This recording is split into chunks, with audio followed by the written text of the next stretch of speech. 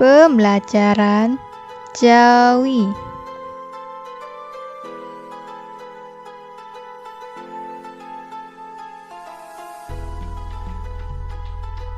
Di dalam tajuk tanda bacaan,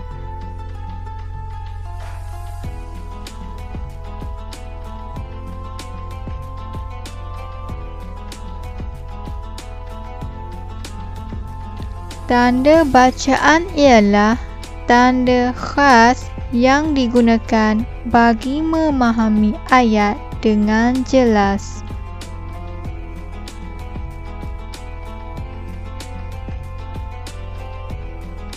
Jom kita senaraikan jenis-jenis tanda bacaan dalam penulisan Jawi.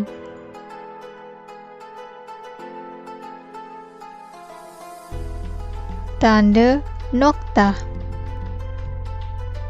tanda koma, tanda pengikat kata, tanda soal, tanda seru, dan tanda noktah bertindih. Pembelajaran hari ini tentang tanda soal ataupun disebut juga sebagai tanda tanya.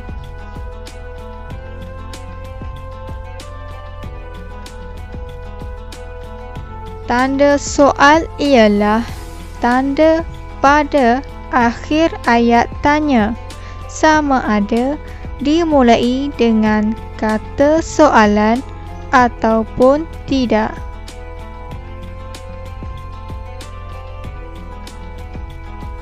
Contoh kata soal: siapakah? Di manakah? Bilakah? Mengapakah? Berapakah? Adakah?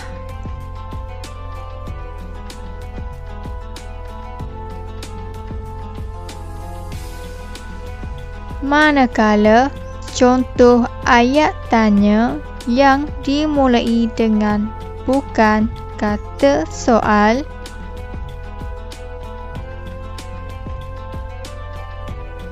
pernahkah?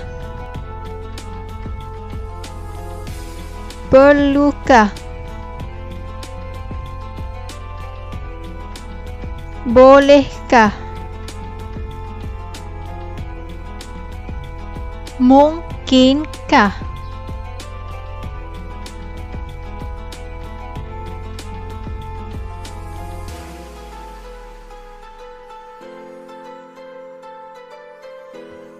Contoh ayat tanya: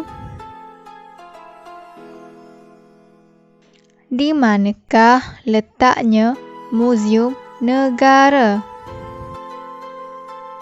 Ayat tanya ini dimulai dengan kata soal, iaitu di manakah. Maka di hujung ayat ini perlulah diletakkan tanda soal.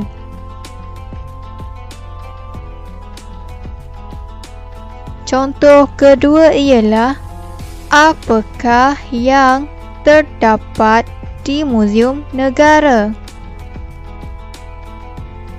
Ayat ini juga dimulai dengan kata soal, iaitu apakah.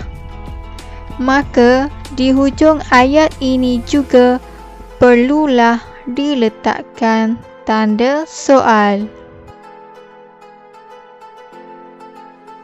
Contoh yang ketiga ialah pernahkah kamu pergi ke Muzium Negara? Ayat tanya ini dimulai dengan bukan kata soal, tetapi perkataan pernahkah menunjukkan ayat ini merupakan ayat tanya.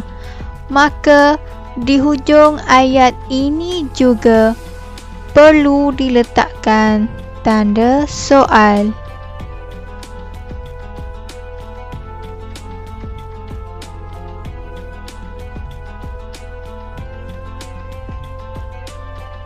Jumpa lagi di pembelajaran yang seterusnya.